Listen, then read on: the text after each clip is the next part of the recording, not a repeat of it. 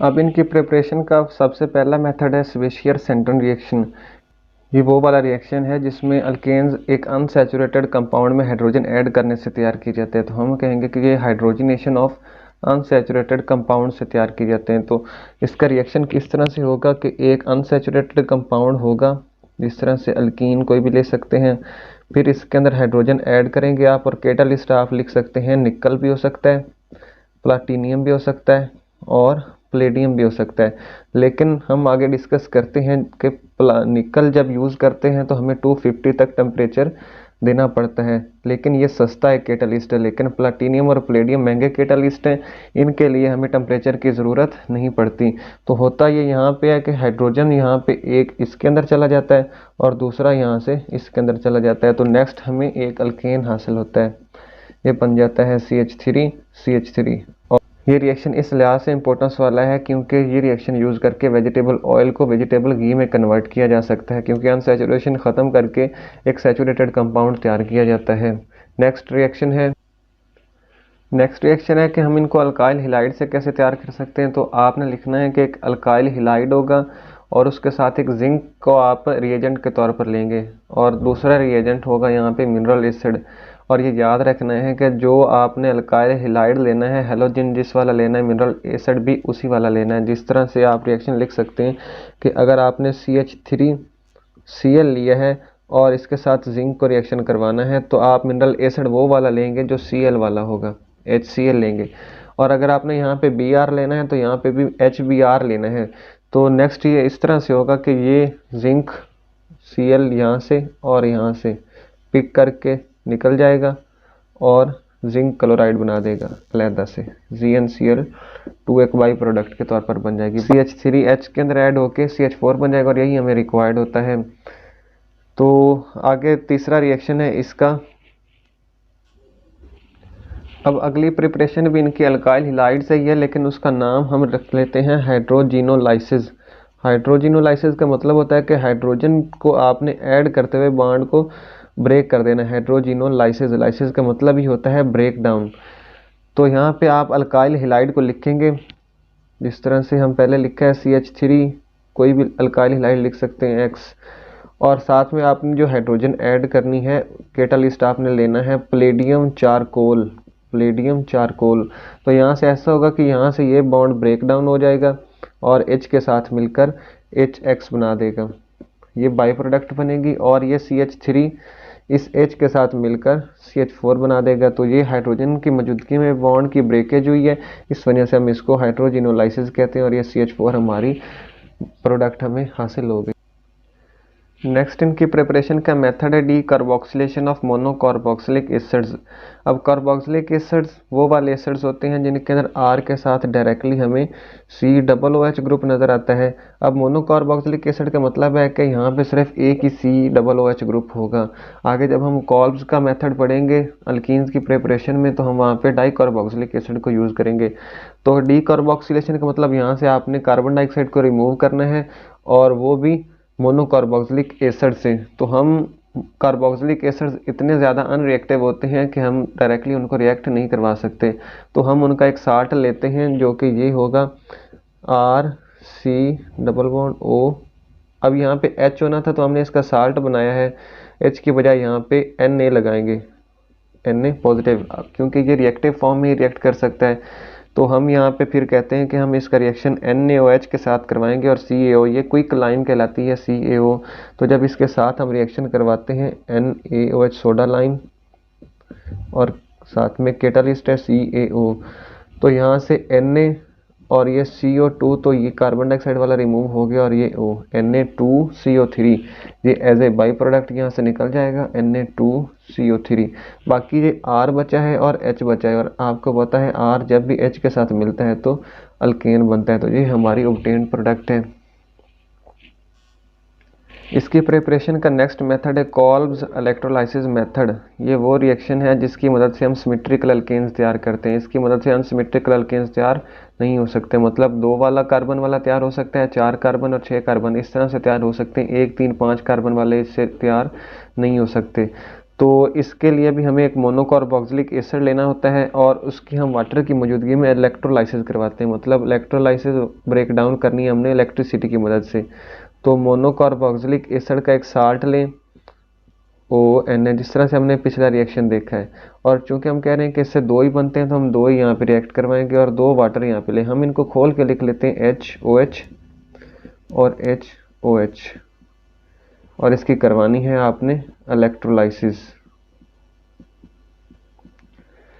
तो अब रिएक्शन क्या होगा यहाँ पे, यहाँ से ये दो Na है, क्योंकि ये हमने स्टार्ट में दो लिखा है, तो ये दो OH को लेकर यहाँ से 2NaOH प्रोडक्ट बना देंगे। फिर ऐसा होगा कि यहाँ से ये दो कार्बन डाइऑक्साइड है, क्योंकि दो है ना शुरू में, तो 2 कार्बन डाइऑक्साइड भी यहाँ से निकल जाएंगे, 2CO2 भी निकल गया। फिर ये दो हाइड्रोजन पड़े हुए इजाफी, तो ये दो हाइड्रोजन भी अलहदा हो जाएंगे यहाँ से। अब यहाँ पे हमें जो नज़र आ रहा है दो CH3 ही बचे हैं, तो ये CH3 आपस में अटैच होके एक सिमेट्रिकल अल्केन तैयार कर देते हैं। अब सबसे इम्पोर्टेंट इसका मैकेनिज्म है, हम उसको इम्पोर्टेंट लॉन्ग के तौर पर देखते हैं। मैकेनिज्म का मतलब होता है कि इसके अंदर एक्चुअल रिएक्शन क्या हो रहा है। तो फर्स्ट ऑफ ऑल हम देखते हैं कि जब हम इसको वाटर में डालते हैं तो इस रिएक्शन क्या होता है। आपको पता है कोई भी चीज़ वाटर में डालने से अपने आयंस में डिज़ोल्व हो जाती है। तो जब हम ये कार्बोक्सिलिक एसिड का साल्ट वाटर के अंदर डालते हैं, CH3COO के लिख लें या Na लिख लें, इनमें से कोई भी लिख सकते हैं क्योंकि एक ही तरह की खासूसियात शो करती हैं। तो ये ब्रेक डाउन होगा, पॉजिटिव एंड नेगेटिव कंपोनेंट्स में ये अलहदा हो जाएंगे और ये अलहदा हो जाएंगे। तो यहाँ पे बनेगा 2CH3 C double bond O और O नेगेटिव, और साथ में पोटाशियम के दो आयंस पॉजिटिव बन जाएंगे। अब यहाँ पे कैथोड और एनोड, चूँकि हम इलेक्ट्रोलाइसिस कर रहे हैं, इलेक्ट्रिसिटी यहाँ पे है यानी कि कैथोड और एनोड से आ रही, तो जो नेगेटिव कंपोनेंट होगा वो एनोड के पास जाएगा और पॉजिटिव कैथोड के पास जाएगा। तो हम लिखेंगे कि एट एनोड के एनोड के ऊपर कौन सा कंपोनेंट जाता है। अब चूंकि आपको पता है नेगेटिव चीज़ ने पॉजिटिव के पास जाना है, तो एनोड के पास नेगेटिव चीज़ जाएगी। तो हम लिखेंगे CH2CH3 C double bond O negative, इसने जाना है और यहाँ से दो इलेक्ट्रॉन रिमूव हो जाने हैं। ये एक डबल बॉन्ड के अंदर या एक नेगेटिव चार्ज के अंदर दो इलेक्ट्रॉन होते हैं, तो चूंकि ये हर मॉलिक्यूल एक एक इलेक्ट्रॉन रिमूव करेगा तो दो इलेक्ट्रॉन रिमूव होंगे और इसके एक एक मॉलिक्यूल से एक एक इलेक्ट्रॉन जाना है। तो यहाँ पे हम लिखेंगे 2CH3 C डबल बॉन्ड और O के पास अब एक इलेक्ट्रॉन रह गया है, दोनों मॉलिक्यूल्स के पास एक एक इलेक्ट्रॉन रह गया है। नेक्स्ट ये ऐसे होगा कि 2CH3 C double bond O, अब ये सिंगल इलेक्ट्रॉन है।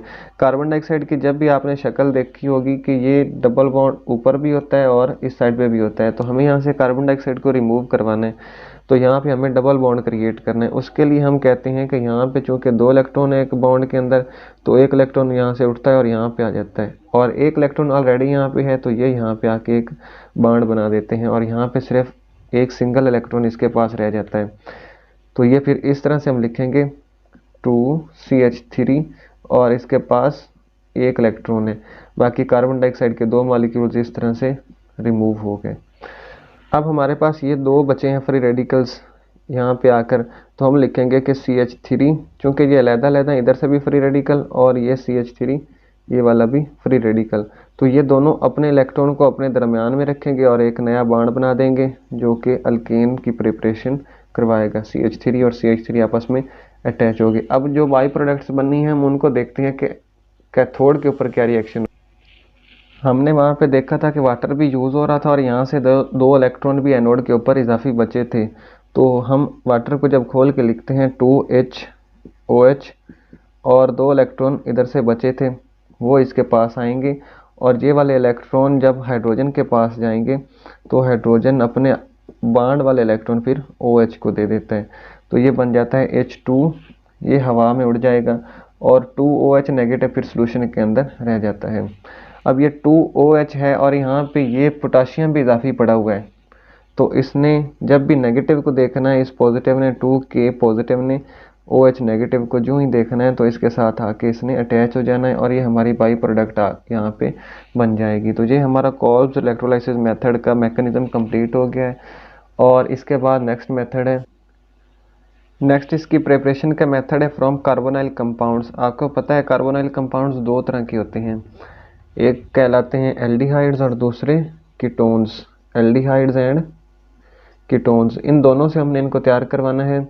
अगर हम इनको एल्डिहाइड से तैयार करवाएंगे तो हम इस मेथड को कहते हैं वल्फ किश्नर मेथड, और अगर कीटोन से तैयार करवाएंगे तो उसको हम कहते हैं क्लेमेंसन रिडक्शन मेथड। एल्डिहाइड वाला Wolff Kishner method and from ketone is known as Clemmensen reduction method. तो हम इनको बारी बारी एक्सप्लेन करते हैं दोनों को।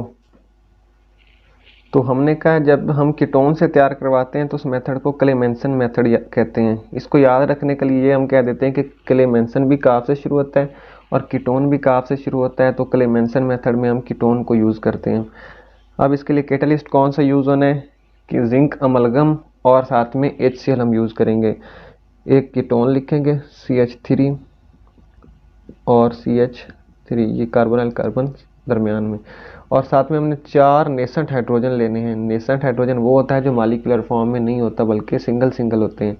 और कैटलिस्ट हमने यहाँ पे कौन सा लेना है, जिंक अमलगम, जिंक Hg, और साथ में HCl को हमने साथ लेना है।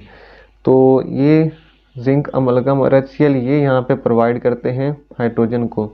तो होगा यूँ कि यहाँ से 2 हाइड्रोजन उठेंगे और इस ऑक्सीजन को लेके वाटर बना देंगे, तो H2O बन जाएगा।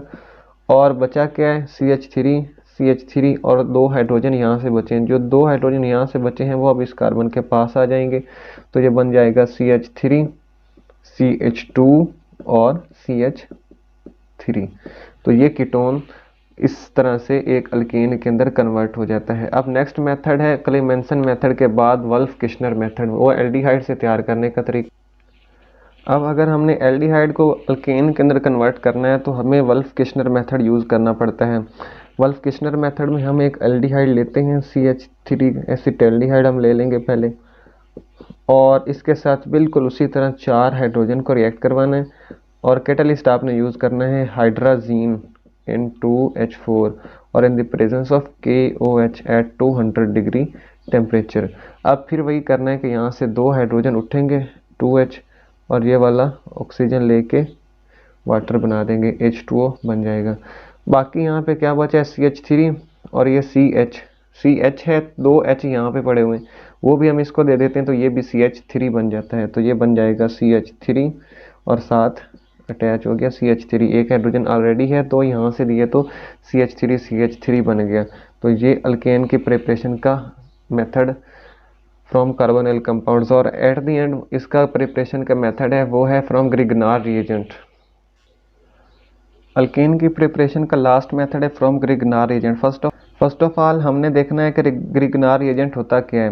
तो ग्रिगनार रिएजेंट, जब भी आप एक अल्काइल हिलाइड, कोई भी अल्काइल हिलाइड ले लें, उसके दरमियान में मैग्नीशियम मेटल को रख देते हैं तो ये एक ग्रिगनार रिएजेंट बन जाता है। मैग्नीशियम मेटल अब यहाँ पे ऐड हो जाती है और ये बन जाता है CH3MgBr। ये इतना ज़्यादा रिएक्टिव रिएजेंट है कि आप दुनिया के कोई भी प्रोडक्ट इससे तैयार कर सकते हैं, क्योंकि मैग्नीशियम इतना ज़्यादा पॉजिटिव हो जाता है कि उसके बदले साथ वाला नेगेटिव हो जाता है। तो इसकी मदद से हम तैयार कर सकते हैं अल्केन्स को।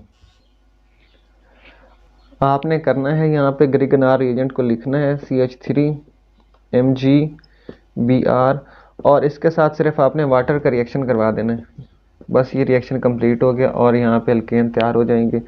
यहाँ से Mg चूँकि बहुत ज़्यादा पॉजिटिव है तो यहाँ से ये नेगेटिव वाला भी साथ ले लेगा, ये उसके साथ वैसे ही अटैच रहेगा। Mg के साथ Br पहले अटैच था और OH ने भी अटैच हो जाना है। बाकी ये हाइड्रोजन बचा है उसने इस CH3 के पास आकर CH4 बना देना है, और हमारी प्रोडक्ट भी यही है CH4 जो हमें चाहिए। यहाँ पे अल्केन की प्रिपरेशन के मेथड कंप्लीट हो